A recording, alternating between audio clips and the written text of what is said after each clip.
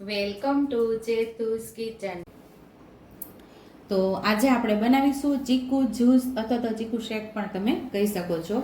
અહીંયા આપણે 8 ચીકુ મોટા મોટા પીસમાં કટ કરી લીધા છે અને અહીંયા આપણે એક ચીકુ નાનું નાનું પીસ કરેલું છે। એ સર્વિંગ એટલે આપણે ગાર્નિશિંગ માટે સર્વ કરવા ટાણે આપણે ગાર્નિશ કરવા માટે ઝીણું સુધારેલું છે। અહીંયા આપણે બદામના ટુકડા કરી લીધા છે અને 4 ચમચી જેટલી ખાંડ લીધેલી છે। 1 ગ્લાસ જેટલું દૂધ એટલે કે 1.5 કપ જેટલું અહીંયા દૂધ લીધેલું છે ને સરસ મસ્ત એવું આપણે ચીકુ જ્યુસ તૈયાર કરી લઈશું। તો મિક્સર જાર લીધું છે, એની અંદર આપણે ચીકુને ઉમેરી દેવાના છે।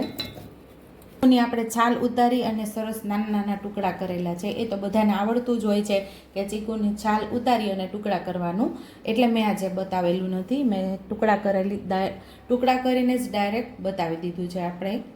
અને અહીંયા 1 ગ્લાસ જેટલું આપણે દૂધ ઉમેરી દઈશું એની અંદર। ફૂલ ફેટ દૂધ છે આ। અને આપણે 4 ચમચી જે ખાંડ લીધેલી અહીંયા ઉમેરી દઈશું। જે પ્રમાણે તમને ગળપણ ફાવતું હોય એ પ્રમાણે તમારે આની અંદર ઉમેરવાનું। ખાંડ ઉમેરી શકો અથવા તો સાકર પણ ઉમેરી શકો અથવા તો તમે ખજૂર પણ અહીંયા ઉમેરી શકો છો। 1 ચમચી જેટલી ખાંડ આપણે બાકી રાખેલી છે, ચાખીને મોડું લાગશે તો ઉમેરશું।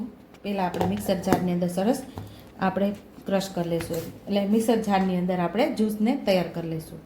થોડા આપણે ચીકુને ક્રશ કરી લીધા છે અને મેં ચાખી લીધું છે। થોડું ગળ પણ ઓછું લાગે છે અને પાછા આપણે આઈસ ક્યુબ નાખશું એટલે થોડું એનું પાણી થશે, એટલે ચીકુ જ્યુસ થોડું મોડું પડી જાય એટલા માટે આપણે 4 ચમચી જે ખાંડ લીધેલી એ ઉમેરી દઈશું અને આઈસ ક્યુબ ઉમેરી અને બે રાઉન્ડ મારી દઈશું એટલે આપણું ચીકુ શેક એકદમ ઠંડો પણ થઈ જશે।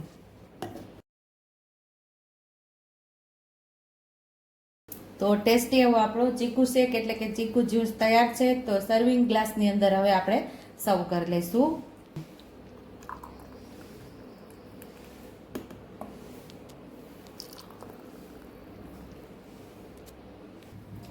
ટેસ્ટી એવું આપણું ચીકુ જ્યુસ તૈયાર છે।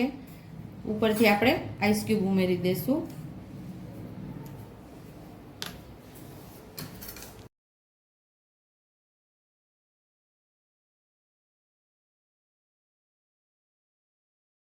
ઉપરથી આપણે ચીકુથી ગાર્નિશ કરી દઈશું।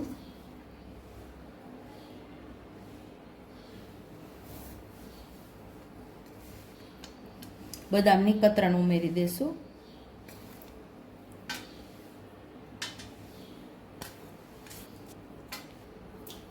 તો ટેસ્ટી એવું આપણું ચીકુ શેક તૈયાર છે। જો તમને મારી રેસીપી પસંદ આવી હોય તો મારી રેસીપીને લાઈક કરજો, શેર કરજો, સબસ્ક્રાઈબ કરજો, બેલ આઇકોનને દબાવતા ભૂલતા નહીં અને કમેન્ટ બોક્સમાં કમેન્ટ કરજો કે મારી રેસીપી કેવી લાગી। તો આવજો।